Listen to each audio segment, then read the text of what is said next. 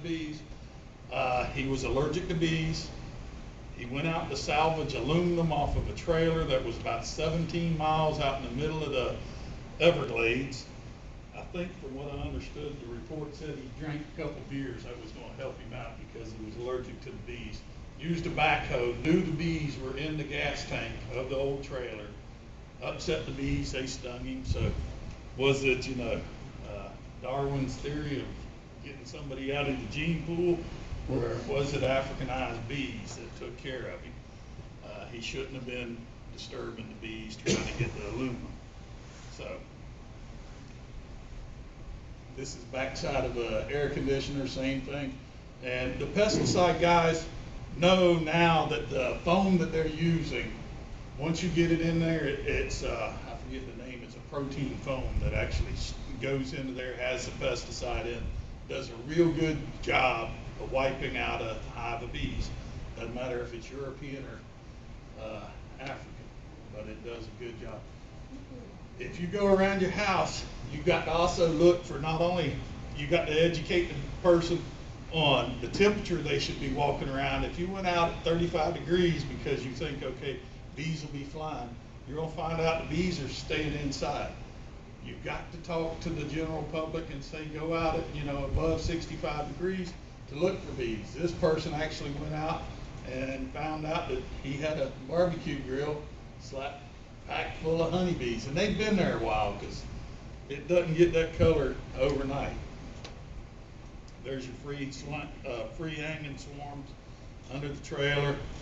The other common nesting sites, these are all. The other one that we're really seeing a lot of in Fort Myers, if you start getting them into the water meters and the gas meters down underground, they love to go into those manholes, anything that there's a little hole that they can go into where you normally don't see European bees. Fort Myers, they're having about 400 manhole, or not manhole, but the little water meters a month that they're getting bees out of, and about 99% of those come back high probability of African. And so those are the people you also need to teach, or your utility, your power service people, anybody that's going to be in the farming area. They have to be educated on Africanized bees and how to handle. Your first responders have to learn how to go into an emergency situation and get the person out. One of the best examples is in the movies, it always shows the guy getting stung up. He runs, jumps into a car, he locks his door on the car. Well, the bees aren't going to open the car door, so you don't need to lock your door. He did the right thing of getting into there, but now he's got 30 bees on him, so he swats them off and jumps back outside because he's worried about the 30 bees that were on him. Educating the people to tell them, if you jump into a bee-tight area, first of all, don't lock your car doors, because if you're having a reaction, the fireman's going to have to bust your windows to get you out of there. Second of all, don't jump back out where there's 30,000 bees out there that want to sting you. With European hives, if you upset that hive, you might have 40 to 50 bees coming after you that are highly upset. With the Africanized bees, if you upset that hive, every bee in the hive gets upset. It's not like European. They react to the pheromone, that warning pheromone, 100%. Actually, even the queen a lot of times. Now, the queen doesn't come out trying to sting you, she leaves the hive. Why are they so successful? African bees, first thing is the takeover. Usurpation is pretty neat to watch. Usurpation is actually the friendly takeover of whatever, a beehive here account. What they do is they'll actually, a little small, it's not much bigger than a softball size swarm, will land on the front of the hive. This one is shown with the stick there. It will land on the corner and take about 3 days to go in. What it does is they bring a little bit of food with them and they inch their way in, getting the pheromones from that hive, getting the friendly signal saying, okay, y'all come on in.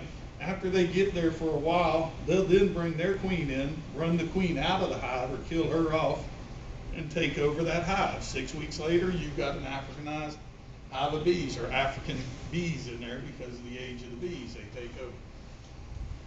They have the genet or drone abundance. They have a lot more drones at springtime. Their drones can fly a little faster. The semen of the drones have a neat property that aborts the semen of the European drones. The main thing is the flying ability, so they're dominant in that area. The dominance in the DNA, that would be also that property of getting out there. The bees, like the African bees, forage normally a little earlier in the morning. They don't like the colder weather, so y'all have the luckily, 60 degrees, they're not going to be out flying. So that also points towards the queens getting mated better with the abundance of drones.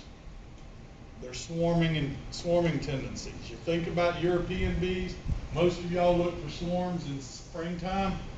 African honeybees, you can take one hive of bees, they'll normally swarm about 6 times during the year, that one swarm.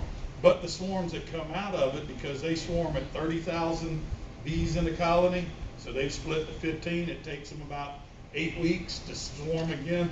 So a normal swarm of Africanized bees can make between 14 and 18 swarms of bees out of that one swarm. So where Europeans, you're lucky if you get 2 swarms a year out of a hive. Now we can make splits at that rate, but that's just their ability to reproduce.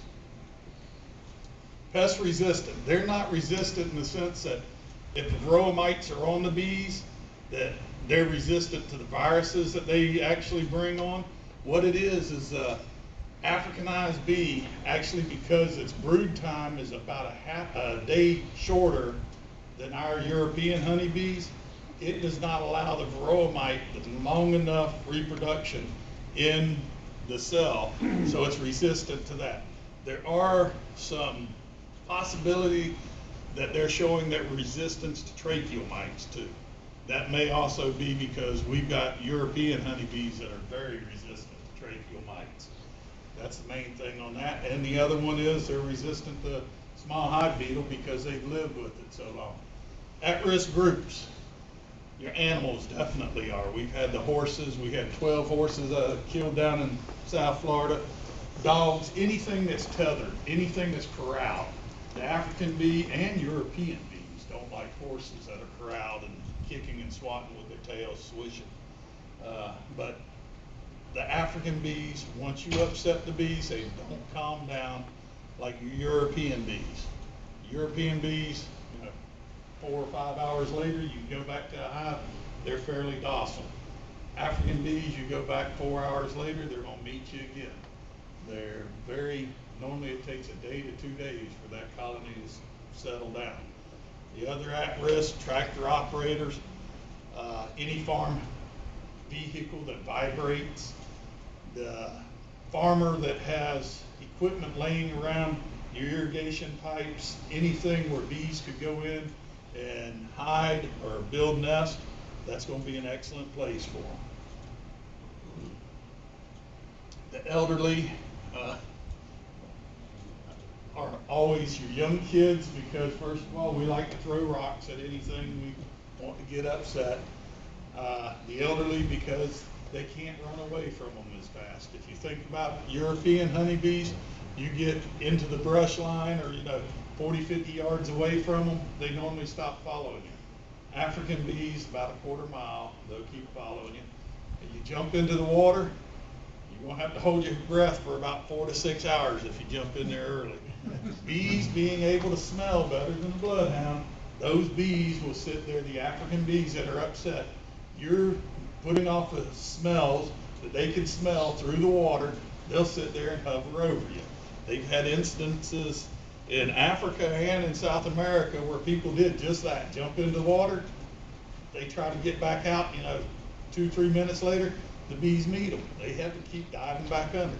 That's not a good thing. They actually use them in Africa to keep the elephants away. Elephants are scared to death of Africanized honeybees. So preventing any situation around schools and stuff are something else you need to look at. doing presentations where people can talk to the schools and educate the kids about, you know, not throwing rocks at them, not